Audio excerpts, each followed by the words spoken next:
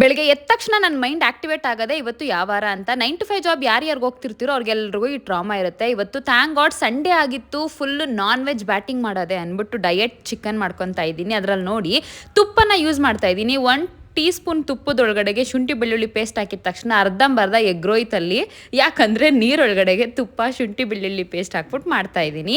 ಆದರೂ ಸ್ಮೆಲ್ ಮಾತ್ರ ಸಖತ್ತಾಗಿ ಬರ್ತಾಯಿತ್ತು.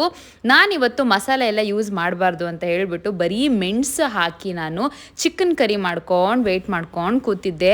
ಮತ್ತು ಅದೇ ಯೋಚನೆ ಸ್ಟಾರ್ಟ್ ಆಯಿತು. ಸಂಡೇ ಆಲ್ರೆಡಿ ಅರ್ಧ ದಿನ ಎಗ್ರೋಯ್ತು, ಇನ್ನು ಅರ್ಧ ದಿನ ಇದೆ ಅಷ್ಟೇ. ಮತ್ತೆ ನಾಳೆಯಿಂದ ಆಫೀಸ್ಗೆ ಹೋಗಬೇಕು ಅಂತ ಫುಲ್ಲು ಬೇಜಾರಾಗ್ತಿತ್ತು. ಆದರೂ ವೀಕೆಂಡ್ಸಲ್ಲಿ ನಾನೊಂದು ಕ್ಲಾಸ್ಗೆ ಹೋಗ್ತೀನಿ. ಎಲ್ಲರೂ ನೋಡಿರ್ತೀರಾ, ಮಾಡೆಲಿಂಗ್ ಕ್ಲಾಸಿಗೆ ಜಾಯ್ನ್ ಆಗಿದ್ದೀನಿ. ಸ್ಯಾಟರ್ಡೆ ಸಂಡೇ ಇರುತ್ತೆ ಅಂದ್ಬಿಟ್ಟು ರೆಡಿಯಾಗಿ ಹೋಗ್ತಾ ಇದ್ದೀನಿ.